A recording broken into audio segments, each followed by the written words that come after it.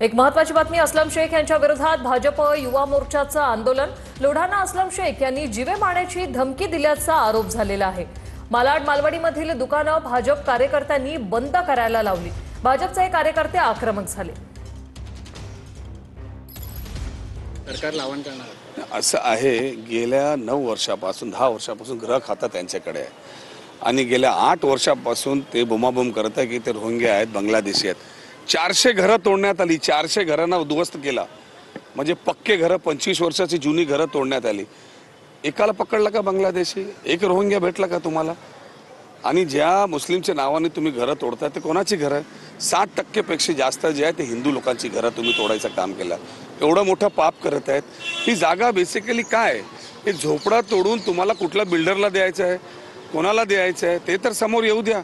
तुम्ही उगाचच बांग्लादेशी याच्या नावाने त्याच्या नावाने झोपडे तोडत आहे, योग्य नाही। कुठल्याही मुलाला रोडवरती आणू नका, एक संसार उद्ध्वस्त होतोय। हिंदी में जानना चाहेंगे सर, आज आपके खिलाफ मालवनी में आंदोलन देखने मिला, गाली गलौज हुई, आपके बैनर फाड़े गए। आपके जो स्टेटमेंट है, उनका ऐसा कहना है कि आपने जो स्टेटमेंट है उस स्टेटमेंट को लेकर आपने माफ़ी भी मांगनी चाहिए और अगर माफ़ी नहीं मांगी तो हमारा आंदोलन ऐसे ही शुरू रहेगा। मंगल प्रभात लोढ़ा जी कितना झूठ बोलते हैं ये आज सिद्ध हो गया। उन्होंने एक क्लिप दी और पुलिस कमिश्नर को लेटर लिखा है कि मैंने उनको जान से मारने की धमकी दी, उनके परिवार को जान से मारने की धमकी दी। और उस पूरे वीडियो क्लिप में कहीं पे भी ऐसी कोई बात नहीं है जहाँ पे कोई बात सिद्ध हो। आज उन्हें लगता है कि यहाँ पे इस तरीके के केस मुझ पे हो नहीं सकता है, तो आज उन्होंने मोर्चा लिया और आज उनके विधायक कहते हैं कि ठीक है, जान से मारने की धमकी नहीं दी, लेकिन हमारे कार्यकर्ताओं को ऐसा लगता है कि जान से मारने की धमकी है। तो अतुल भातकर जी कहते हैं कि कम से कम माफ़ी मांग ले। यानी केस मेरे पे खोटा करने के लिए आप यहाँ पे पूरे मुंबई से लोगों को भर के लाए। आज अगर आप देखेंगे तो पूरे मुंबई से कार्यकर्ता लाया और उसके बाद भी जब केस नहीं बन रहा तो आप कहते हैं लोगों से माफ़ी मांगो। ये क्या चला है? ये मुंबई शहर आप इस तरह चलाओगे क्या? और आपने 400 से ज़्यादा घर तोड़ दिए और आपने कहा कि यहाँ बांग्लादेशी और रोहिंग्या रहते। आज तोड़ के 15 दिन हुआ, एक आदमी को आप अरेस्ट नहीं कर पाए जो बांग्लादेशी का हो चाहे रोहिंग्या के। सारे के सारे हिंदुस्तानी है और सारे के सारे में से 60% से ज़्यादा जो है वो हमारे हिंदू भाई बहन के घर के तुमने तबाह किया है। इसके ऊपर आप चर्चा नहीं करते। मुझसे माफ़ी मांगने में आपको बहुत मज़ा आ रहा है। मैं तो 10 बार माफ़ी मांग लूँ अगर आप इनका घर बना के देते हो। मैं 10 बार सरकार के हाथ जोड़ लूँगा अगर इस गरीबों का आप घर बना के देते। लेकिन मुझे लगता नहीं ये सही राजनीति हो रही है। मुंबई शहर में महापौर कैसा होना चाहिए उसके बारे में दिन पहले से जो है अमित साटम ने कहा कि यहाँ किसी हम खान को बनने देंगे। खान तर ही 3 दृश्य आपण पाहतोय। पहिली दृश्य आहेत भाजप कार्यकर्ते कशा प्रकारे आक्रमक होत त्यांनी आंदोलन केले, तर भाजप कार्यकर्त्यांनी अस्लम शेख यांचे बॅनरही फाडलेले आहेत। भाजप कार्यकर्त्यांनी मालवणी परिसरात जी दुकानं होती ती देखील बंद पाडली। अस्लम शेख यांच्या विरोधात भाजपचे हे आंदोलन, मालवणी परिसरात त्यांनी हे आंदोलन केलेलं आहे आणि कशा प्रकारे भाजपचे हे कार्यकर्ते आक्रमक झालेले त्याची ही 3 दृश्य। पहिल्या दृश्यात जोरदार घोषणाबाजी होताना आपण पाहतोय, तर दुसऱ्या दृश्यात अस्लम शेख यांचे बॅनर या कार्यकर्त्यांकडून फाडण्यात आलेले आहेत। फडणवीस आणि शिंदेंची काल 15 ते 20 मिनिटं दिलखुलास चर्चा झाली। अमृता फडणवीसांच्या कार्यक्रमात देवेंद्र फडणवीस आणि शिंदेंमध्ये ही चर्चा झाली। अमृता फडणवीस तसंच मुख्यमंत्री फडणवीस आणि शिंदेंमध्ये ही चर्चा झाली। एकीकडे नाराजीच्या चर्चा सुरू असताना दुसरीकडे दिलखुलास गप्पा झाल्याचं पाहायला मिळालं।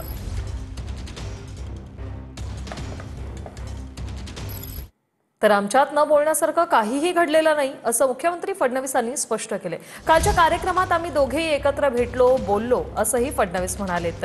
तर दोघांच्या मध्ये पुरस्कारार्थींच्या खुर्च्या होत्या असंही फडणवीस आणि शिंदे दोघांनीही स्पष्ट केलंय। मला एवढंच म्हणेन की हा वेड्यांचा बाजार आहे। तेव्हाही मी आणि शिंदे साहेब ज्यावेळेस हुतात्मा स्मारकावर गेलो, आल्यावर आम्ही दोघं भेटलो, जाताना आम्ही दोघं भेटलो। ते कुठे चालले त्यांनी मला सांगितलं, मी कुठे चाललोय मला सांगितलं। आता त्यातले काहीतरी त्या ठिकाणी अँगल क्लिक करायचे आणि मग हे बोललेच नाही म्हणून दाखवायचं। कालच्याही कार्यक्रमांमध्ये आमच्या दोघांच्या आजूबाजूला पुरस्कारार्थी बसवण्याकरता नियोजन होतं, त्यांच्या पाट्या लागल्या होत्या म्हणून आम्ही बसलो होतो। आल्यावरही आम्ही भेटलो, स्टेजवरही आम्ही भेटलो, खाली उतरतानाही भेटलो, जातानाही आम्ही बोललो। याचं कारण आहे की न बोलण्यासारखं काहीच घडलेलं नाही। तुम्ही जे दाखवताय अशी कुठलीही परिस्थिती नाही। त्यामुळे मी एवढंच सांगतो की जे लोक असं दाखवत आहेत ते तोंडावर पडल्याशिवाय राहणार नाही. अरे मध्ये ज्यांचा सत्कार होता, नीता भावे अंबानी, मुकेश अंबानी हे तिथे येणार होते. त्या खुर्च्या म्हणजे ते सत्कार मूर्ती होते. एका बाजूला मुख्यमंत्री होते, दुसऱ्या बाजूला मी होतो. हे तुमचं सगळं आहे ना, हे जरा काय म्हणतात ब्रेकिंग न्यूज TRP साठी या अशा तरी मनगडंत गोष्टी थोड्या थांबवा. तर मी मुख्यमंत्री झाल्यापासून अनेकांना पोटदुखी झाली असं उपमुख्यमंत्री शिंदे यांनी म्हटलंय. अहंकार माणसाला संपवून टाकतो असंही शिंदेंनी म्हटलंय. एकनाथ शिंदेंनी उद्धव ठाकरे यांच्यावर हा निशाणा साधलाय. जे मी मुख्यमंत्री झाल्यापासून ज्यांच्या पोटात पोटदुखी आहे ते उबाटाचे आणि त्यांचे सगळे सहकारी यांना एक सर्वसामान्य माणूस मुख्यमंत्री झालेला अजून हजम होत नाही. अजून त्यांना ती मळमळ पोटदुखी सुरू आहे. त्यामुळे मी नेहमी म्हणतो, कालच म्हणालो नाही, मी यापूर्वी देखील म्हणालो आहे, गर्व आणि घमंड जे काय आहे आणि अहंकार जो आहे, अहंकार माणसाला संपून टाकतो. नेरूळमधील शिवरायांच्या पुतळ्याचं अनावरण केल्याप्रकरणी अमित ठाकरेंनी गुन्ह्याची नोटीस स्वीकारली. नोटीस स्वीकारण्याआधी अमित ठाकरेंनी नेरूळमध्ये शिवरायांच्या पुतळ्याला अभिवादन केलं. माझ्यावर गुन्हा दाखल झाला याचा अभिमान असल्याचं अमित ठाकरे म्हणाले. तर 4 महिने अनावरण रखडवणं हा महाराजांचा अपमान आहे असा आरोपही त्यांनी केलाय. नवी मुंबईमधल्या नेरूळमधल्या छत्रपती शिवाजी महाराजांच्या पुतळ्याचं परवानगीविना लोकार्पण केल्यानंतर अमित ठाकरे यांच्यावरती गुन्हा दाखल झालाय. त्यानंतर आज अमित ठाकरे नेरूळ पोलीस ठाण्यात पोहोचले. पोलीस ठाण्यात जाण्याआधी त्यांनी नेरूळमधल्या छत्रपती शिवाजी महाराजांच्या पुतळ्याला अभिवादन केलं. गुन्हा दाखल झाल्यानंतर नेरूळ पोलिसांनी राज ठाकरेंच्या घरी जात अमित ठाकरेंना नोटीस देण्याचा प्रयत्न केला होता, पण ती नोटीस अमित ठाकरेंनी स्वीकारली नव्हती. अखेर आज नेरूळ पोलीस ठाण्यामध्ये जात अमित ठाकरेंनी ही नोटीस स्वीकारली आहे.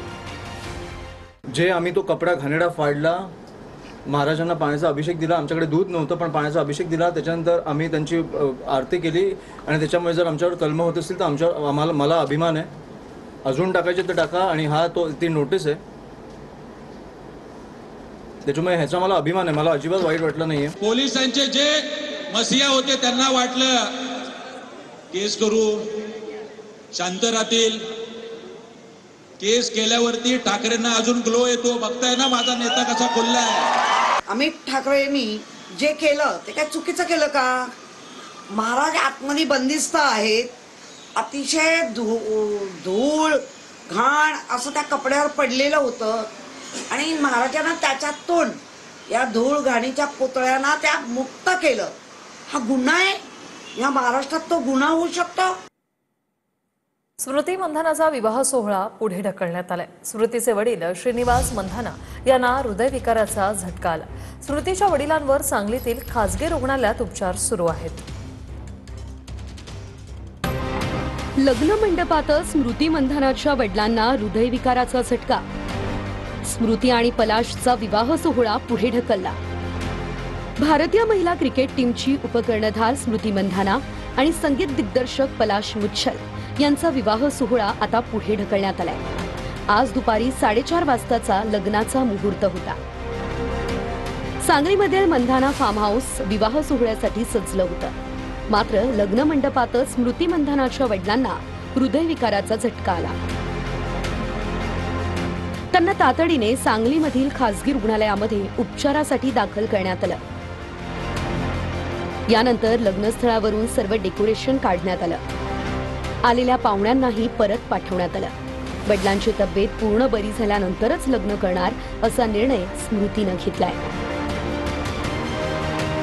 तो आज सुबह में जब वो ब्रेकफास्ट कर रहे थे, स्मृति मंदाना के जो पापा है मिसेस श्रीनिवास मंदाना, उनकी तबीयत खराब होने लगी थी और उनको हॉस्पिटल ले गया है. तो स्मृति मंदाना ने डिसाइड किया कि जब तक उनके पापा ठीक नहीं हो जाते हैं तब तक के लिए ये जो मैरिज जो आज होने वाली थी वो अभी इनडेफिनेटली पोस्टपोन्ड है. स्मृती मंदानाच्या वडिलांना डाव्या बाजूला छातीत दुखण्यामुळे अर्जंट इमर्जन्सीमध्ये सर्व्हिस हॉस्पिटलमध्ये शिफ्ट करण्यात आलं. सध्याची परिस्थितीच्या हिशोबानं त्यांचं BP जरा जास्त झाल्यामुळं हृदयाचे ठोके पण जास्त वाढलेले आहेत. त्याच्यामुळे त्यांना अंडर ऑब्झर्वेशनमध्ये राहण्याची गरज आहे आणि यामुळे सगळ्याच प्रकारची ट्रीटमेंट चालू